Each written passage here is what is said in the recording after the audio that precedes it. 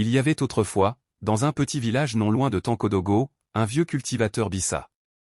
Toute sa vie, il avait vécu au rythme des champs, l'hivernage, les arachides, les récoltes. Jamais il n'avait mis les pieds en ville. Un jour pourtant, il décida d'y aller.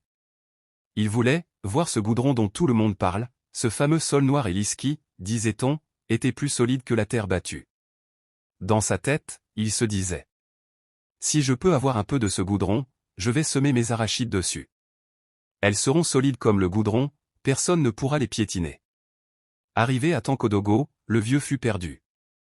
Les motos vrombissaient comme des essaims d'abeilles, les voitures klaxonnaient sans cesse, les gens marchaient vite, les maisons montaient haut comme des termitières géantes. Lui, qui n'avait jamais vu plus de 3 cases alignées, ne comprenait rien.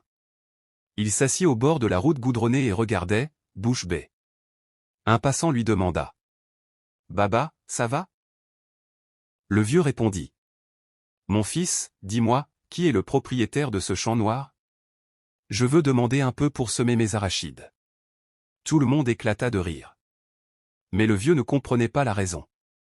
Pour lui, la route était une grande parcelle bien entretenue, débarrassée des herbes, où les arachides pousseraient droites et fières. Finalement, un jeune du village qui l'avait reconnu l'approcha, posa la main sur son épaule et dit doucement: Baba, le goudron n'est pas une terre pour semer. C'est pour marcher, rouler et voyager. Le vieux secoua la tête, incrédule. Donc, vous les citadins, vous fatiguez à entretenir une terre si propre, juste pour marcher dessus?